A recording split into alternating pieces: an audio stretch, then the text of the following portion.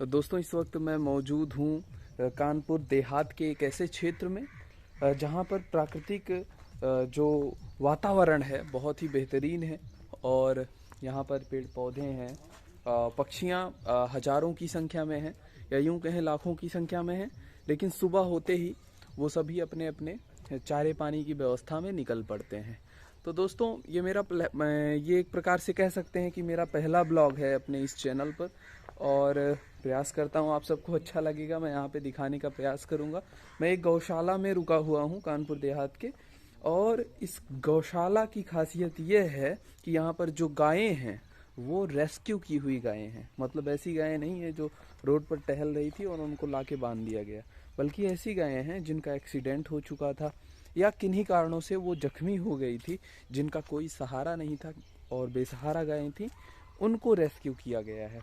ये प्राकृतिक दृश्य आप लोग देख पा रहे होंगे। घना जंगल है, घना जंगल कह सकते हैं, हालांकि ये यूकेलिप्टस के पौधे हैं और घना जंगल है। और इस घने जंगल में जंगली सूअरों का भी निवास होता है। थोड़ा सा आगे बढ़ के उनका निवास मैं आपको दिखाने की कोशिश करूँगा, जहाँ पर खतरनाक जंगली सूअर रहते हैं। लेकिन यहाँ के लोग बताते हैं कि इन जंगली सूअरों ने आज तक यहाँ पर किसी भी जीव को नुकसान नहीं पहुँचाया है। तो ये बड़ी ही आश्चर्य की बात है, क्योंकि जंगली सूअर प्रायः किसी न किसी रूप में नुकसान पहुँचा ही देते हैं। लेकिन बड़े ही आश्चर्य की बात है, हम दिखाएंगे। ये जो आपको बीच बीच में ये सरपत दिख रहा है, और इसी सरपत के बीच में जंगली सूअर रहते हैं।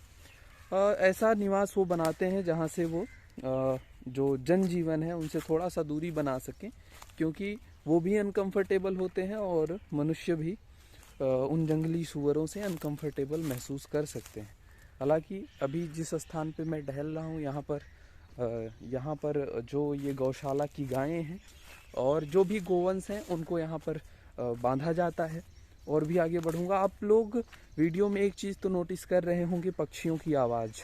मुझे लगता है कि जो मोबाइल का माइक है वो पक्षियों की आवाज़ को कैप्चर कर रहा होगा। एक बार आप शांति से सुनने का प्रयास करिएगा।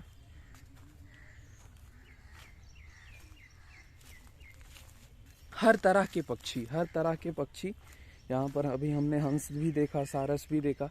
मैं प्रयास करूँगा एक बारी मैं आपको भी दिखाऊं। लेकिन जो प्रायः यहाँ पे देखने को मिला, प्राकृतिक ऐसा सौंदर्य जो शायद ही कहीं पे मिलता हो।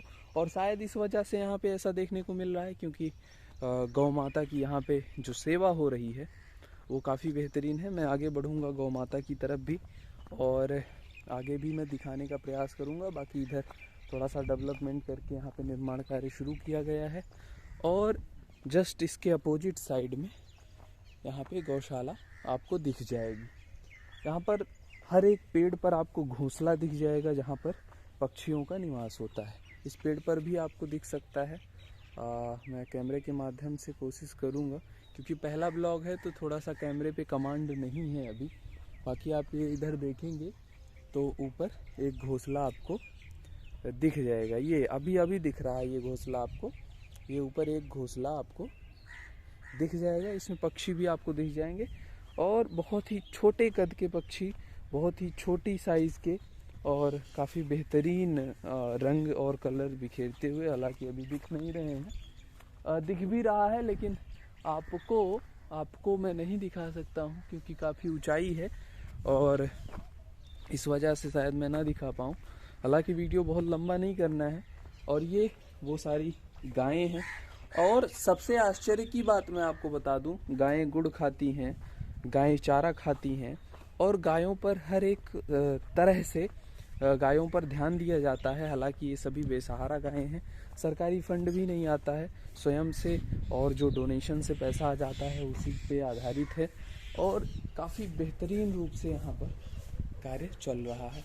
अभी यहाँ पर आप देखेंगे ये डर भी रही है, मैं थोड़ा सा ना डराते हुए। और ये बाबा जी यहाँ पर गायों की सेवा करते हुए आपको दिख जाएंगे।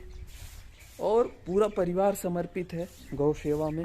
और कहते हैं कि श्री राघव जी का जो जन्म हुआ है वो गौ सेवा के निमित्त ही हुआ है, ऐसा महापुरुष, यहाँ के जो क्षेत्रीय महापुरुष हैं वो कह के गए थे। और यहाँ पे आप देखेंगे आश्चर्य की बात कि 150 गायें, 150 से ज़्यादा ही गायें होंगी और एक भी कतरा दूध यहाँ पर आपको नहीं दिखेगा। और फंड के लिए यहाँ पर गायें नहीं रखी गई हैं, पैसे के लिए यहाँ पर गाय नहीं रखी गई है। गाय यहाँ पर गौसेवा की एक जो अनुभूति होती है, एक सुख होता है, उस सुख को प्राप्त करने के लिए रखा गया है।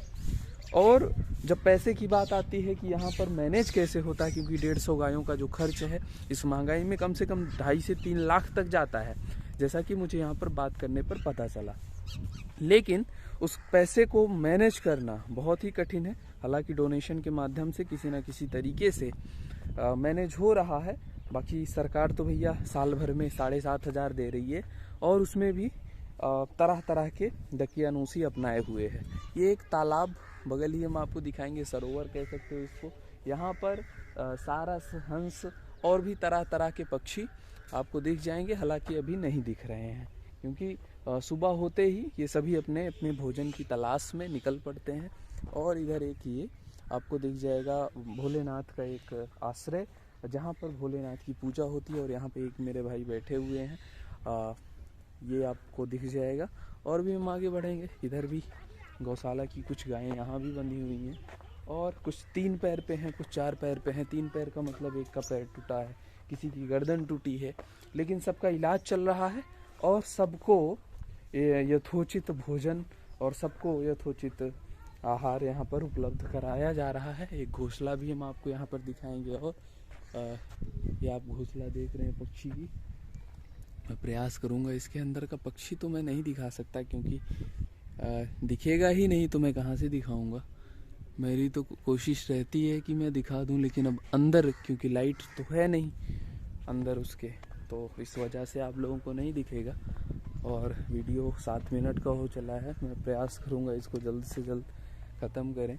और यहाँ पे जो सबसे बढ़िया चीज़ मुझे दिखी फल में, वो है बेर। कितना बढ़िया बेर और एकदम लदे हुए बेर, जो कि बहुत ही कम गांव में पहले तो बहुत ज़्यादा देखने को मिलते थे, लेकिन अब वो चीज़ें नहीं हैं। मैं थोड़ा सा पास करूँगा, हो सकता है आप सब देख पा रहे हों। और क्योंकि मैं तो ऊपर कर दिया हूँ कैमरा, तो मुझे तो दिख नहीं रहा है। आप सब देख पा रहे होंगे तो कमेंट बॉक्स में ज़रूर लिखिएगा कि आपको बेर कैसे लगते हैं और आपको ये वीडियो कैसा लगा, इसको भी आप बताइएगा। हम आपका इंतज़ार करेंगे। हम कानपुर देहात में हैं और दोस्तों, कानपुर देहात और विकास दुबे का जो क्षेत्र है उस क्षेत्र में है। यहाँ से 2 किलोमीटर दूर विकास दुबे का गांव है। वहाँ पे हम नहीं जाएंगे क्योंकि वहाँ पे अभी भी तनाव है और काफ़ी हमारे पत्रकार साथी वहाँ पर गए भी हैं। लेकिन हम जहाँ पर अभी स्थित हैं, यहाँ से वहाँ पे जाना थोड़ा सा कठिनाई भरा है क्योंकि यहाँ के लोग अनकंफर्टेबल होते हैं उस जगह पे जाने पर, क्योंकि ऐसा कहा जाता है कि वहाँ पर उसकी आत्माएं इस वक्त भटक रही हैं, चिल्ला रही हैं। जितनी भी मृत्यु वहाँ पर हुई है उन सब की आत्माएं वहाँ पर अलग अलग तरह से भटक रही हैं। आप ये आवाज़ जो सुन रहे हैं ये सारस पक्षी का आवाज़ है और आप सुन पा रहे होंगे ये कानून में भी इनका संरक्षण करने का जो प्रावधान है वो किया गया है। तो और ये इधर एक तालाब और है जहाँ पर उगाया जाता है क्या कहते हैं उसको, सिंघाड़ा यहाँ पर उगाया जाता है। सिंघाड़े की खेती होती है और सिंघाड़े की खेती ही नहीं होती है, यहाँ पर जंगली सूअर आके सिंघाड़े को समाप्त भी कर देते हैं, ऐसा यहाँ पे लोगों ने कहा है। और इधर हम दिखाएंगे पूरी तरह से जंगल के बीच स्थित एक गौशाला है। आसपास कोई घर नहीं है, मैं घूम टहल के आपको एक बार दिखाऊंगा। आसपास कोई घर नहीं है, सिर्फ ये गौशाला है और इस गौशाला में रहने वाले चंद्र लोग हैं। और ये दृश्य काफ़ी बेहतरीन रहा। उम्मीद करता हूँ वीडियो भी आपको पसंद आया होगा, जैसा कि मेरा पहला ब्लॉग है। तो आप इसके रेस्पेक्टिव जो भी आपसे बन पड़ेगा आप अपना प्यार दीजिएगा। वीडियो को लाइक, कमेंट, शेयर और सब्सक्राइब करिएगा चैनल को। गाइस फिर मिलते हैं नेक्स्ट वीडियो में। बहुत बहुत धन्यवाद, बहुत बहुत शुभकामनाएं आपको।